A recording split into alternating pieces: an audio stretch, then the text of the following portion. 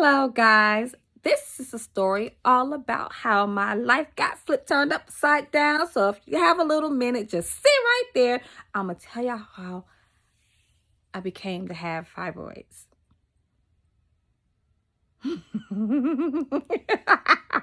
Okay.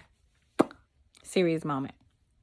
So today's video is going to be about how I should have went and got my eyebrows arched today. I don't know what I was thinking. My eyebrows need to be arched. How we got here. Okay. Here is on December 7th, I will be having an open myomectomy surgery. And recovery time is 6 months. So we're going to talk about how I got to this moment. So about 4 years ago, I used to lay flat in the bed because I sleep on my back. And I noticed around my pelvic area, it was like a couple of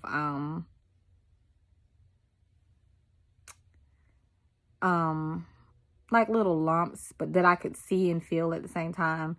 And I wasn't for sure what they were, so I left them alone for a year. A year came by and they were still there and they was kind of bothering me.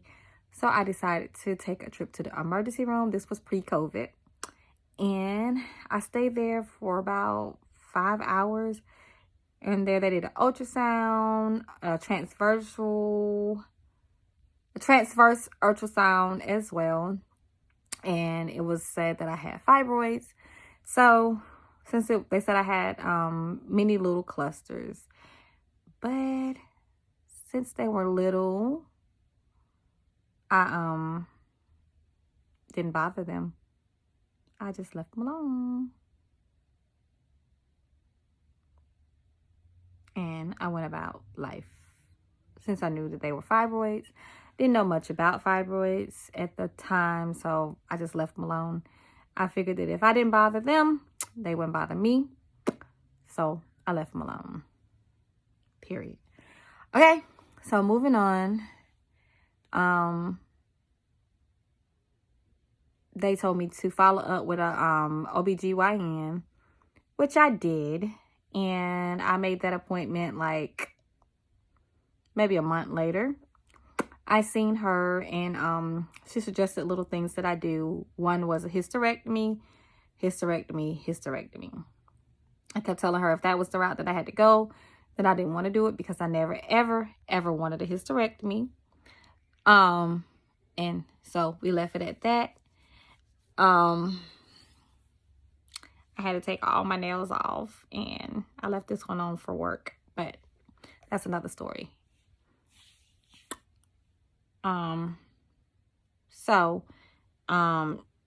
She did suggest hysterectomy, but that's not the route I wanted to go. So it was a whole no for me. So I said no. We had a couple more appointments. She talked me into birth control. And even though I was hesitant because I never, ever wanted to do birth control because I don't like all that artificial hormones in my body, I decided to give it a try because my little sister, who wasn't so little, she's in her 20s, was on birth control and she loved it because she always used to skip her cycles. So she loved it. So I was like, it might be different now. So I decided to give it a try. Once on birth control, I wouldn't say I had a cycle, but I bled for 2 months straight. And it caused me to be severely anemic. And I ended up in the a secondary emergency room that we call Med Direct. And they told me to check my hemoglobin levels. I'm getting a little bit ahead of myself. Let's skip back. So I had a doctor's appointment with the doctor. So I decided to tell her, I'm not feeling all that great. I'm low energy, shortness of breath. When I walk upstairs to go to school, because at the time I was in college, that I was like having a hard time. Like I couldn't go up more than 3 steps and have to stop and heavy breathing and all. So she was like, oh, you'll be okay. It's all right. There's nothing wrong. And this was like on a Thursday. And she was like, you're fine. There's nothing wrong with you. Da da da da da. So I was like, okay, well, maybe not. So 2 days later on a Saturday, I was laying at home and I was like, let me just call the helpline. I called the helpline nurse and she was like, well, you can come to MedDirect and we could check you out. Maybe they could check your blood levels and see where you are, or your iron levels. So I got up, went to MedDirect. They told me they could check my hemoglobin levels because they didn't have the sources to do anything else. So I was like, well, that's fine. At least I'll know where I am. And from there, I could just take care of everything else on that Monday. So the doctor agreed. He said, that's fine. So he said, we'll just check your hemoglobin levels and we'll move on. And so, of course, they came, drew my blood. He said it was going to take a little while. So it took maybe like 10 minutes. And I was just in the room, just chilling on the phone. And then all of a sudden, I heard all these doctors and stuff running down the hallway. And I was like, well, dang, like it must be an emergency from somebody, because I was in like a secondary emergency department. So I was like, well, dang, somebody must be really having trauma. And when I noticed that they would stop running, they was knocking on my door. So I was like, oh, that's for me. Weird, but okay. So the doctor comes in and he's all like, have you ever had to have a blood transfusion? And I'm like, no. And so he's like, well, you really need one because your blood levels is a 6. If it drops any lower, you might pass out. You might do this, that, and the other. So we're going to have to fly you to the emergency room, which is like a couple buildings down. We're going to drive you over there because the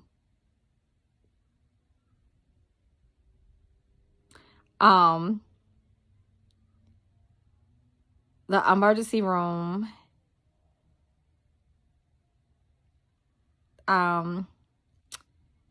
and you're gonna have to get a blood transfusion ASAP. So they put me in the back of the car. They drove me to the emergency room and I had to leave my car at that one. And going in the door, I figured that I was gonna go straight back, but that did not happen at all. At all. I ended up having to sit in the emergency room for 8 hours that day. And I sat there like, this ain't working for me. So I finally decided to get up at like the 8th hour. And I was like, look, like what's going on? Because this is not working anymore. If y'all can't do it, I'm just going to go home. And if I pass out, I just pass out. If something else happened, it's just going to have to happen because I got to go. And so she told me that they was actually like clearing me a room because I was going to have to be admitted. And so they was just going to bypass putting me in the room, in the emergency room, and clear me a room upstairs so that they could just go ahead and give me the blood. So finally, like an hour later, it was my time. They sent me to the nursery for the mothers that just have had their babies. And they put me in the room, and then I got my blood transfusion from there. I end up not being released from there to like maybe 3 or 4 that afternoon the next day. And so part 2 is coming in a second. So I chalked everything up to the blood transfusion and everything from just the birth control pills. And the next morning, my doctor did end up coming to the hospital to see me and asked me how I ended up there. And I explained to her that I told you how I was feeling and you did nothing. So we left it at that. And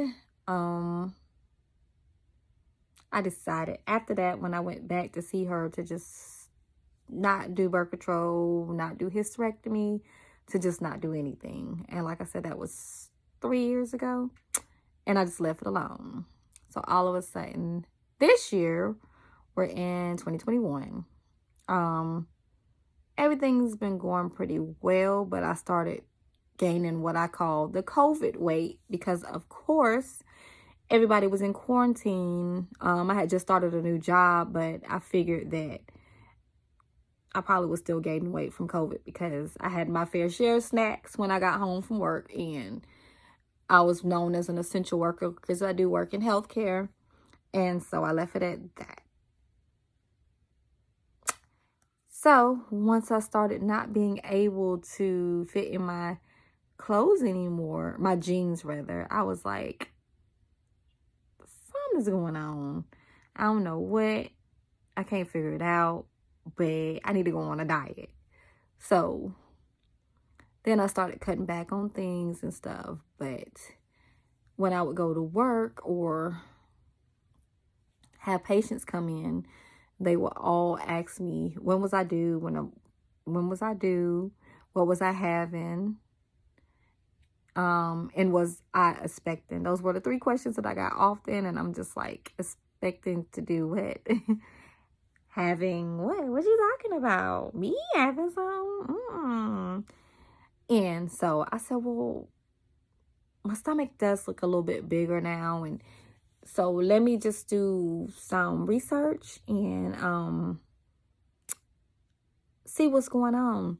And I will insert videos of me from 3 years ago when I first discovered them into kind of now, and y'all will see how like my weight was like boom, boom, bam. Okay. So this year in like October, since I work in healthcare, I was talking to one of the doctors there. And she was giving me different advice and stuff. And she was just like, well, why don't you just go to OBGYN and get it checked out? So, that's what I did. I made an appointment. I went, talked to somebody. They decided to give me an ultrasound, at my next appointment. And then straight after the ultrasound, I would go talk to the doctor who is actually doing my surgery. But I didn't know that then because I had decided if I wanted to do surgery or not. I was just checking up on the fibroid since it had been 3 years and my stomach was like now looking bigger. So I met with him. I had my appointment. I went to the ultrasound. I met with him and they did a biopsy to make sure that they were benign and not cancerous, and everything turned out to be good. But there they was telling me how I had like really one really, really big fibroid and like a whole bunch of smaller ones. And I'm like, well, how did it go from 3 to one really big one and a whole bunch of one? So where it makes me to look like I'm like 3 to 6 months pregnant, and my uterus is like way up under my breasts. And it was at that point that I was like, we're gonna have a myomectomy. At the time I was hoping that it was gonna be a liposcopic one, but either way, I knew I wanted to have surgery. So after that appointment, after the ultrasound appointment, I went to go meet with him. He looked over the ultrasound pictures, and I decided right then and there that I just wanted to go ahead and have not an open at the moment, but just a myomectomy. And so talking to him, he decided that he wanted to do an open myomectomy with a bikini cut, which would put me out to 6 weeks from work. And basically what that is, for people that don't know, is I'm having a C-section without the baby. And so in the end of October, I decided that I would have the surgery. And so picking the surgery dates and stuff was like really a lot of back and forth because I really wanted December 15th. And they gave it to me only to take it back and say that they were not available that day. And the only day they had was December the 7th. And I really didn't want to go into another year having body issues and such. I wanted to start the new year off bigger and better, mentally, physically, emotionally better. So I just opted to just go ahead and have the December 17th. The December 7th surgery. From there, it was like, I figured I had a lot of time because I still had all of November in the first part of December to get ready. But really, y'all, them days went by like, okay, I blinked and it was December. And I was like, wait a minute, because she wasn't ready. Okay? No. Period. Okay. So, No. we're here. She Today wasn't ready. December the 4th, I believe. Y'all don't quote me on that. I think it's December 4th. It's Saturday.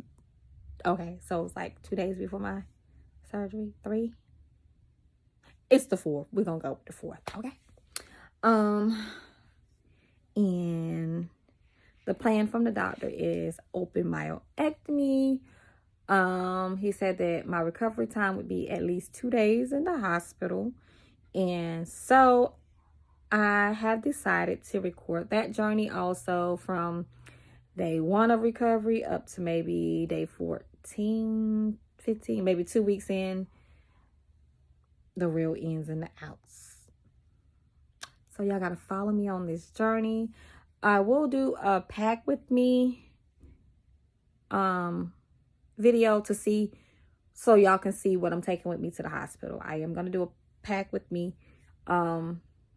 thing video, and also I will probably upload everything that I bought for the surgery as well.